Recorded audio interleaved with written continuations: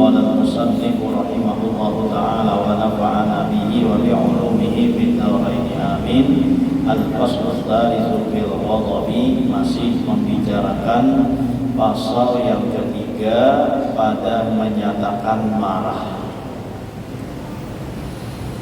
Dan sabda Nabi sallallahu alaihi wasallam, ma ghadiba ahadun illa ashfa 'alan nari.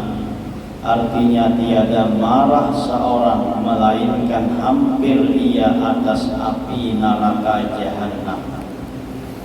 Nah, jadi kemarahan itu menghampirkan seseorang pada api neraka jahanam.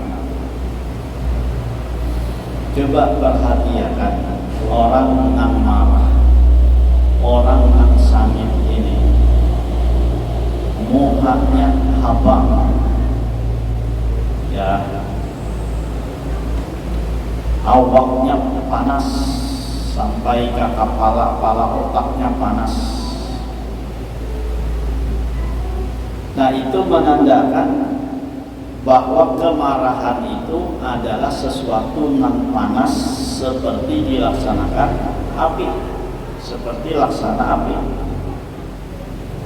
Sehingga orang yang marah ini hampir daripada api neraka. Artinya apa tadi? Ciri-ciri apinya tuh ada tak? Mun orang tuh sangit itihi ya, muhanya tuh habang, amun muha putih, ya. Tapi amun muha hirang, ya kata, hantamnya pulang sangit, lalu biru kayak jadinya, ya kan? Nah, itu adalah sebuah hawa panas yang muncul di dalam diri kita. Itu adalah sebuah kemarahan. Nah, seperti mana tadi hawa panas api, disitulah kemarahan itu juga dilaksanakan seperti mana api, sehingga ketika bangkit marah ini, maka di situ akan terlihat apa tadi? Sifat panasnya tadi terakhir. Nah, jadi sesuai dengan sabda Nabi Sallallahu Alaihi Wasallam ketika seseorang sahabat bertakun tentang amalan yang memasukkan ke dalam surga. Secara simpel Rasulullah Sallallahu Alaihi Wasallam menjawab, la taghdab walakal jannah. Jadi ada sahabat bertakun tentang amalan yang memasukkan dalam surga. Ujar Rasulullah, jawab Rasulullah, jangan marah, maka bagimu surga. Bila orang ini kada pemarah, nah maka itu bisa mendekatkan ke surga. Tapi bila orang ini rancak marah, sangit, maka itu menghampirkan kepada neraka. Sesuai tadi dengan sabda, ma ghadiba ahadun illa ashfa 'alan nar. Tidaklah marah seseorang itu kecuali hampir daripada neraka jahanam. Nah, tinggal bagaimananya kita tuh untuk bisa kada menahan marahnya. Bukan hanya sekedar menahan marah, tapi menghilangkannya di saat marah tersebut. Menghilangkan di saat marah tersebut. Karena kemarahan ini bila ditahan dan disimpan, dipendam di dalam hati, maka kemarahan itu menjadi dendam. Hati-hati tak? Marah ini bila kada tersalurkan, dipendam di dalam hati, diganakan dalam hati, kada dihilangi, kada dimaafkan, dan dipendam dalam hati, maka kemarahan ini berubah menjadi dendam. Dendam itu berasal dari marah. Bila marah ini disimpan, nah, lalu jadi dendam.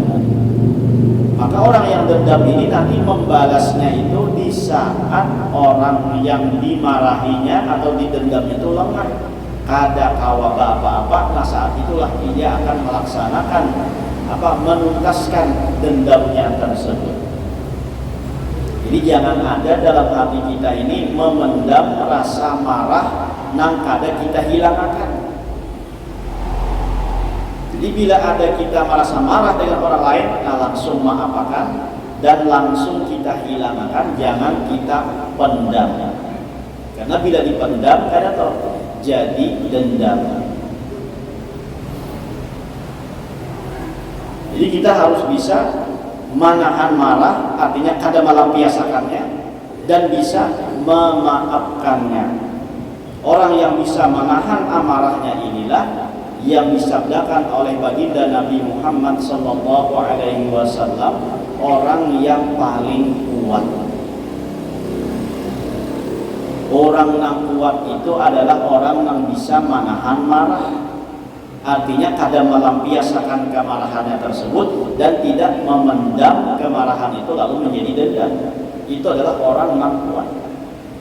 Sebagaimana sabda baginda Nabi Muhammad SAW, laisa syadidu bisur'ah, innama syadidul ladzi yamliku nafsahu indal ghadab. Bukan dinamakan orang yang kuat itu dengan kuat berbulan. Akan tetapi orang yang kuat itu adalah orang yang bisa menguasai dirinya ketika dia marah. Nah itu orang yang kuat. Dia orang kuat itu bukan awak ganal, otot besi, ya kan? Ya kata urat kawat gitu kan? Ya kata otot besi, urat kawat gitu kan? Itu bukan orang kuat itu kan? Kalau dalam pandangan Islam. Orang yang kuat itu adalah orang yang bisa menahan amarahnya. Jadi biar orangnya Tuhan misalnya kata khawbah apa-apa, itu kalau dalam Islam bukan dianggap lemah. Tapi yang dianggap lemah di sini adalah orang yang kada bisa menahan amarah walaupun fisiknya kuat. Sehingga Rasul mengatakan laisa syadidu bisur'ah, bukan dinamakan orang kuat itu dengan berbulan. Jadi dia berarti di zaman Rasulullah itu ada juga bulat lah. Bulat ini sudah ada sejak sebelum Islam pun sudah ada. Bahkan di zaman Rasulullah itu ada seseorang yang bernama Rukanah. Itu adalah seorang pegulat yang luar biasa. Tidak bisa dikalahkan siapapun di zaman Rasulullah SAW. Namanya Rukanah.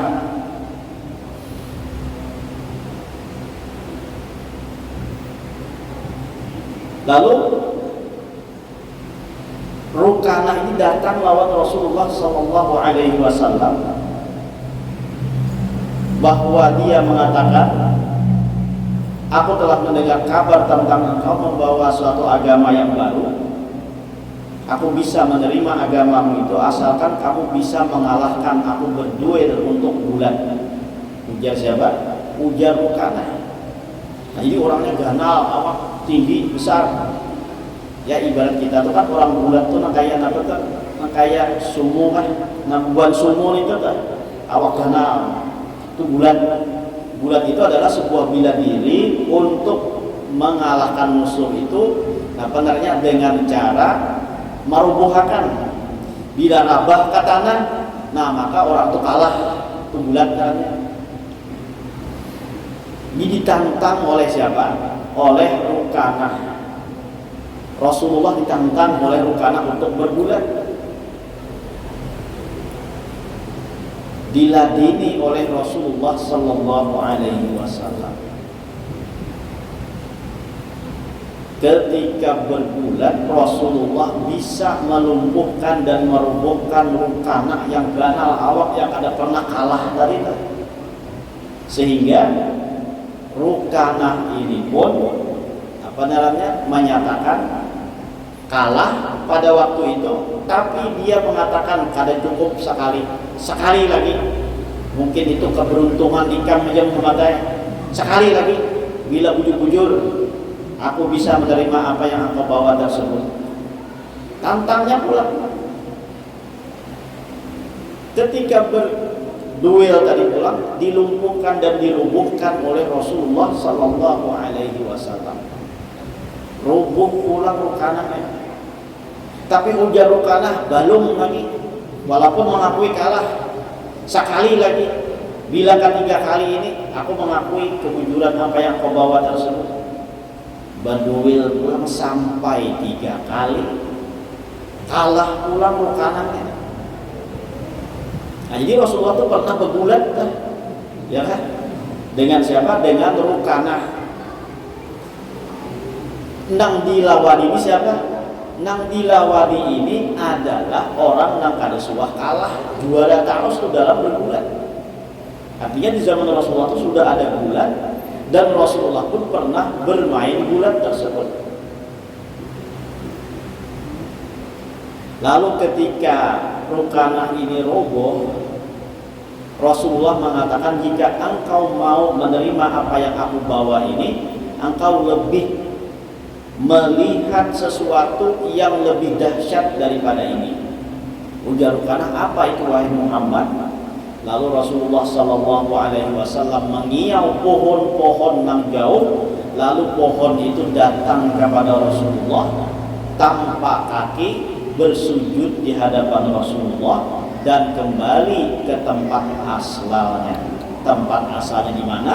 Inya berjalan datang ke hadapan Rasulullah, imbas sujud membulik pulang ke tempat asalnya, tumbuh pindah. Tapi sayangnya Rukanah ini kada menerima apa yang dibawa oleh Rasulullah Sallallahu Alaihi Wasallam. Sayang. Saat itunya sudah dikalahkan 3 kali. Imbah itu pulang melihat, melihat tuh pulang keajaiban yang datang, mukjizat dari Rasulullah SAW. Tapi saat itu Rukanah ini kada menerima, padahal tadi berjanji, amun kau mengalahkan aku mau masuk Islam. Nah lalu Rukanah ini dalam sejarah dia berislam pada saat Fathu Makkah, ketika Rasulullah Sallallahu Alaihi Wasallam menaklukkan kota Makkah. Nah baru disitulah Rukanah ini masuk agama Islam. Diuntung dia belum dapat hidayah, ya kan? Nah jadi jangan bingung kayak tuh. Laisa syadidu bisur'ah. Rasul mengatakan bukanlah suatu bukanlah dinamakan kuat itu dengan bergulat. Artinya apa? Di zaman Rasulullah itu sudah ada gulat tersebut, bahkan sebelum Islam pun gulat itu sudah ada. Nah, jadi makanya Rasul mengatakan laisa syadidu bisur'ah, bukan namanya orang kuat itu dengan bergulat. Dinamakan kuat itu adalah dengan dapat menahan dirinya ketika dia marah. Itu yang dinaranakan orang kuat. Yang sering terjadi dan terjangkiti sifat marah ini, artinya nang paling rentan, nang paling rancak orang terkena marah-marah ini adalah salah satunya orang yang punya kekuasaan dan punya jabatan. Nah hati-hati. Nang rancak takana sifat marah ini, sering datangnya sifat marah ini, itu yang pertama salah satunya adalah orang yang punya jabatan dan punya kedudukan ataupun tadi punya kekuasaan. Bila orang yang berkuasa ini kada bisa mengelola amarahnya, nah maka orang yang berkuasa ini atau yang punya jabatan ini atau yang punya wewenang ini gawiannya marah-marah. Mun kada bisa mengelola. Artinya bubuhan ng pejabat-pejabat itu. Kada kawan salah sedikit, tak lambat membukakan pintu mobil aja marah. Ya. Kenapa? Karena egonya tinggi. Nah sehingga dengan ego tinggi tadi bukan hanya cepat marah, tapi juga cepat tersinggung. Itu bubuhan pejabat-pejabat, bubuhan yang baisi apa namanya itu kekuasaan, bubuhan baisi jabatan dan lain sebagainya. Orang-orang yang seperti ini bila kada bisa mengelola amarahnya, nah ya tadi rancak tajangkiti pemarah tersebut. Jangankan pejabat dahulu di dalam rumah tangga aja mun laki ini rasa berkuasa, nah ya gawian bamamai jadi tiap hari menyalahkan bini aja lagi kan. Kenapa? Karena rasa berkuasa tadi kan. Kada kawas salah bini deh. Jangan aja masin tuh mahampas ke piring. Apa? Pacar membuat aku lakas mati kan? Tahu jauh darah tinggi, mana masing-masing kalau mau gangan, apa mamai sih, marah sih.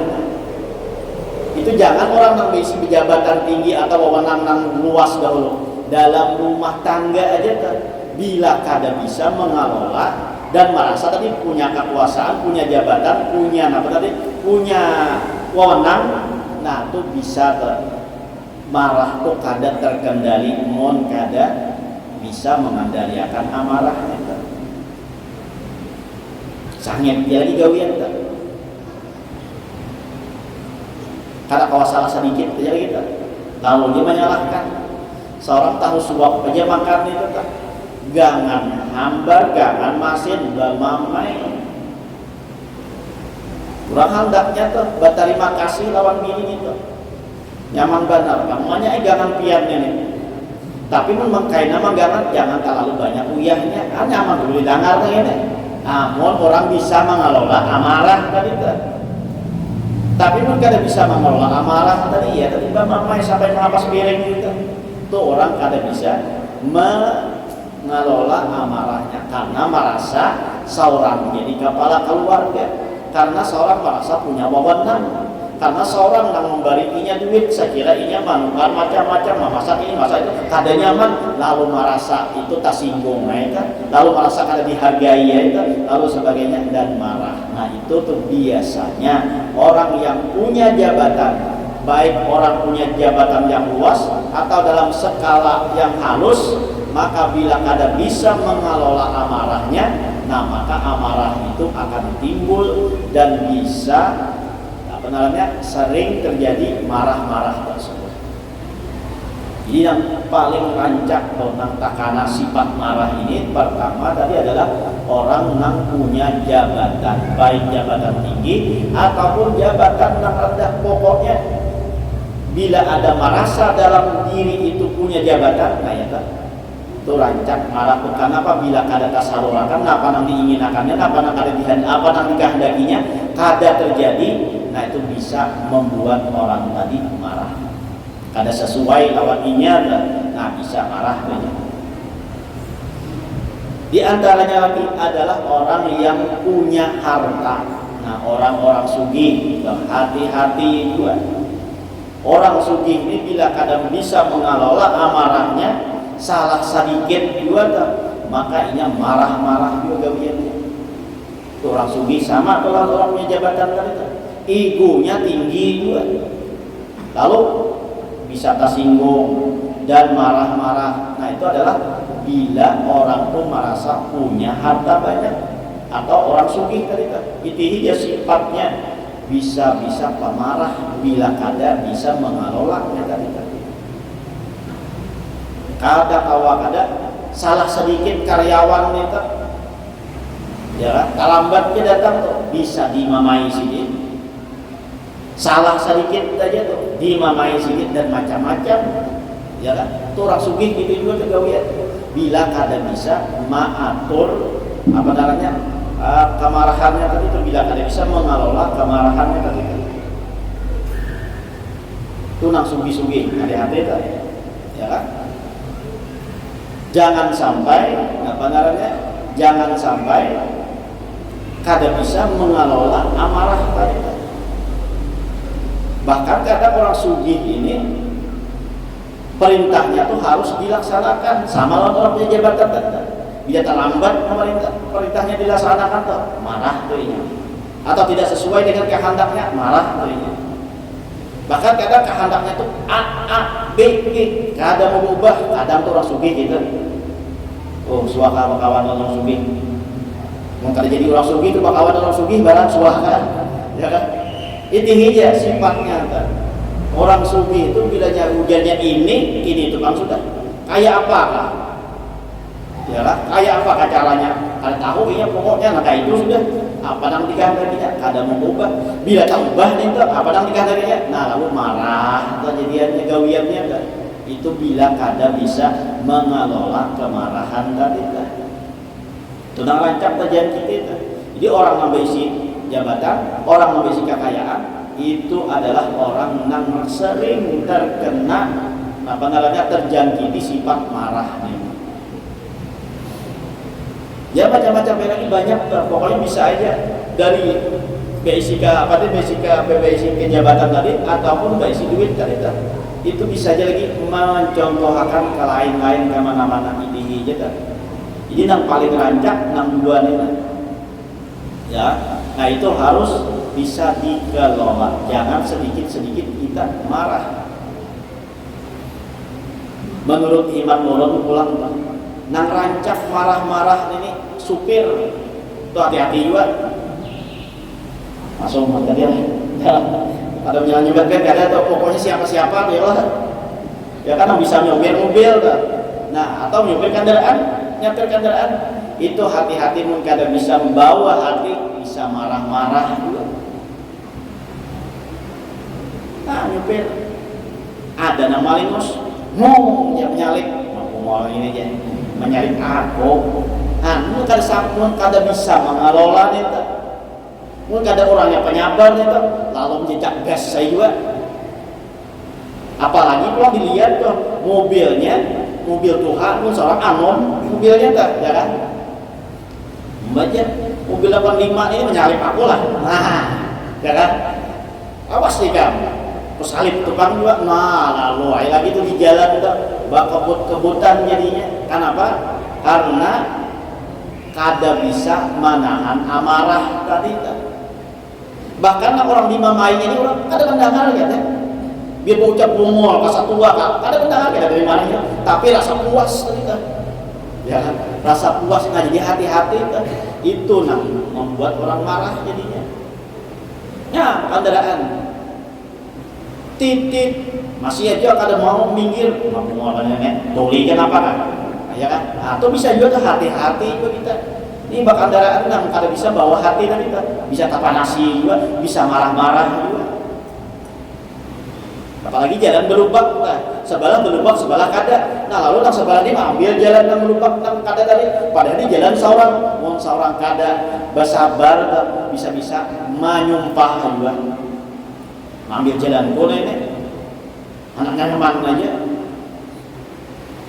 Memberpak-berpak sekali ini. Nah, itu dalam hati itu ya kata, ngawat tit. Nah, lalu jadi kada sabaran. Ya, jadi sebagai supir harusnya sabar. Jangan sampai tak bawa emosi. Bila tak bawa emosi ya tetap bakubut-kubutan di jalan. Makanya kami di Al-Mursyidul Amin itu kada dibariakan lagi kakanakan tuh bakandaraan. Karena apa? Karena buliknya tuh nya bakubutan. Apalagi jiwa muda dah. Padahal ini kulik sekolah ini dah. Sekolah dari agama ini, tapi kadang-kadang itu hilang dari itu. Karena apa? Karena tadi itu nah saling ngomong gitu. Nah lalu jadi gitu bakal kabutan gitu kan lagi. Lalu akhirnya disuruh bersabida aja lagi. Mau kada hendak bersabida mau mondok jadinya. Nah antara dua aja pilihannya. Bila kada hendak itu cari pondok yang bisa berkendaraan, yang boleh berkendaraan. Apalagi kadang-kadang anu-anu mana ini kan jangankan kadang dari pondok, dari majelis saja tuh kadang-kadang bisa bapak tuh bisa bakal kubutan dia. Nah jadi hati-hati juga nang tulak ke masjid ya. Nah ya ujur aja tuh tulak ke masjid ke tulak ke mana kan. Jangan sampai kubut-kubutan, jangan sampai balaju-lajuan nih merasa kalah seorang tadi lalu dia nyalip lagi. Nah saya pun merasa kalah kok nyalip. Nah lalu kubut-kubutan nih. Pas kata perak enak, nah ya tuh hanya sadar Kadang itu pun gak ada sadar juga, tuh ini tabrak aku lihai, nah ya pulang mau pulang, jadinya kan. Nah jadi kita nambah kendaraan ini, nah, baik itu bak kendaraan mobil atau kendaraan sepeda motor, nah itu bisa-bisa harus membawa hati. Mau kada bisa-bisa jadi marah-marah jadinya, ya kan? Maka di jalan ini kita banyak menemui orang macam-macam nih tuh. Ya banyak menemui orang yang macam-macam nih. Mungkin ada sadar kita, ya tadi kita bawa emosi itu jadinya. Apalagi bibinya ibu-ibu ini minta maaf aja Bang Gula. Kadang ibu-ibu ini repengnya sebelah kiri, ya kan? Sebelah kiri itu repengnya, tapi beloknya ke kanan. Nah bisa juga tuh, mau balik itu aja. Repeng ke kiri, belok ke kanan. Nah mungkin ada sabar tuh juga mah ada beda gini. Nah bisa juga kita. Atau dah rancak ibu-ibu juga nih, ibu-ibu rancak naulun perhatiakan banget, nah rancak ibu-ibu tuh, ini nah lampu sorot tuh ke atas, maka malam-malam tuh, bila lampu sorotnya ke atas, nah didin ya, balas sedikit tuh, tek angkat, tatap aja kalau mau ubah, di hati ya, di binian kebanyakan ya tuh, minta maaf tuh kalau menyalahkan ibu-ibu ada, tapi kebanyakannya tuh naulun menangguin kayak itu tuh, ya kan, tahu aja nah malam tuh, ya kan. Bilanya ada kendaraan di muka, pajahi dulu lampu yang di atas itu, ke bawah kan lampunya saya kira orang jangan silau. Ini kada kenal-nahok nah. Diangkat pulang supir sebelah sana nang mana tuh nang silau nih, diangkat dinnya tuh, dinnya jurang enggak.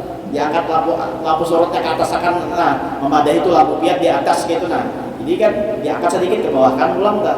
Tatap aja kan tahu-tahu itihi ya, kebanyakannya beginian gitu. Namun lelakian jarang Pak, ada juga tapi jarang.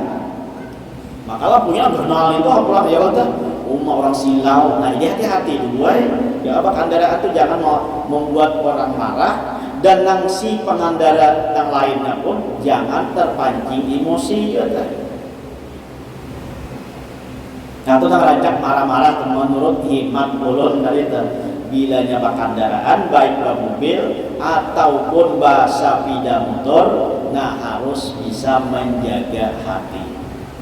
Karena banyak yang ditemui di jalan itu kadang model saikong aja tuh, tapi bermacam-macam. Nah jadi dalam keadaan itu kita harus bisa menjaga hati dan harus bisa bertoleransi. Nah toleransi itu pun ada sudah orang maritim tuh hendak menyalip, jangan terlalu bapak tunannya belaju-laju juga soalnya saya kira memipet tuh. Nah jangan juga ya kan ya kadang-kadang sudah ada sebelah tuh hendak hendak melajui tuh hendak menyalip nih, lalu seorang berhadapan di sini, nah lalu seorang hendak belajui juga saya kiranya kepepet tuh. Nah jangan juga, jadi harus bertoleransi. Pokoknya hendak belajui mungkin ini ada naur kan, hendak belajui mungkin ini hendak pekamih kan, belajui mungkin ini hendak berhira kan, nah lalu kita beri jalan kan. Itu diantaranya sekiranya kita jangan marah-marah dalam kendaraan itu narancak ya kan, narancak marah-marahnya yang terjadi marah-marah tersebut. Nah jadi diantaranya tadi adalah orang yang berisi kekuasaan, berisi jabatan, berisi wewenang dan lain sebagainya itu sering marah-marah. Di antaranya lagi adalah orang yang punya harta ataupun orang yang sugih-sugih. Nah itu adalah orang yang rancak marah-marah. Nah di antara yang marah-marah itu adalah seorang supir ataupun pengendara itu kadang bisa menjaga hati juga bisa marah-marah. Apalagi sugih pulang orangnya ya kan. Nah menyupir seorang, nang disupir misalnya mobilnya mobil mewah, ya kan. Lalu dihiga bica menyerempet-nyerempet, nah hati-hati juga kan. Bisa mamai dalam hati, kalau dalam hati tak ucapakan tak bahaya bincang dengan nyerempet entah kipak lawan-lawannya kawaknya mengganti sebiji bincang kan, bisa ada kawak, bisa ada kawak, bisa ada apa namanya, bisa ada cukup mengganti ini nih. Nah, lalu macam-macamnya lagi kita ya kan. Nah jadi jangan sampai kita menuangkan kemarahan kita itu dengan apa namanya, dengan hal-hal yang kada baik itu dengan perbuatan tadi ataupun dengan ucapan. Nah jadi harus bisa kita menahan dan menghilangkan kemarahan tersebut di saat dia marah tadi. Kita Kita teruskan. Dan lagi sabda Nabi sallallahu alaihi wasallam, innal ghadaba minasy syaitani wa innasy syaitana khuliqa minan nari wa innama tudfa'un naru bil ma'i fa idza ghadiba ahadukum falyatawadda. Artinya bahwa marah itu daripada syaitan, dan syaitan itu dijadikan dari api, dan hanya saja dipadamkan api itu dengan air. Maka apabila marah seseorang daripada kamu, maka hendaklah ia mengambil air sembahyang. Nah, jadi untuk cara menghilangkan kemarahan itu dengan cara bawa baudu. Kenapa jadi bawa baudu? Karena marah itu dari syaitan. Syaitan diciptakan daripada api. Api itu dapat dipadamkan dengan air. Maka ketika seseorang marah, bawalah berwudu, itu bisa memadamkan kemarahan tersebut. Bila orang itu sangit, marah, nah maka capat-capat bawa berwudu. Insya Allah ada marah-marah lagi, hilang marahnya. Semalam itu caranya tadi semalam caranya selain ini adalah bila dalam keadaan berdiri bawa berduduk. Bila dalam keadaan berduduk bawa barabah. Itu diantara cara menghilangkan kemarahan tersebut. Nah, ini jangan sampai dipendam ataupun jangan sampai dilampiaskan. Di marah itu jangan sampai dipendam dan jangan sampai disalurkan ataupun dilampiaskan. Ditahan tapi dihilangkan. Nah, jadi ini menjadikan hati kita itu bersih daripada penyakit kemarahan. Jadi penyakit marah ini merupakan penyakit hati. Jadi sifat marah ini merupakan adalah penyakit hati. Nah, jadi harus kita bisa menghilangkannya. Artinya tuh jangan terlalu kita tuh marah-marah, tahan kemarahan itu, tiba tuh maapakan. Al-Faslur Rabi'u fil Hasadi. Nah, ini kena ulang pasal yang keempat ini tentang penyakit hati, dengki. Nah, seperti apa dengki itu? Kayaknya kita bicarakan dalam itu aja gitu. Mudah-mudahan dengan berkat kita berkumpul diampunkan segala dosa kita, dosa kedua orang tua kita, dosa guru-guru kita, dan dosa kaum muslimin wal muslimat. Mudah dan dipanjangkan umur, disehatkan badan, dilapangkan dari segala urusan, dikabulkan dari segala hajat dan permohonan. Semoga kita dimatikan dalam keadaan iman wal Islam, masuk surga bersama Rasulullah SAW. Amin ya rabbal alamin. Minta halal, minta maaf, minta ridha dunia akhirat. Ala hadhihi niyyah wa kulli niyyatin shalihah wa ala ma naqis salihah hadratin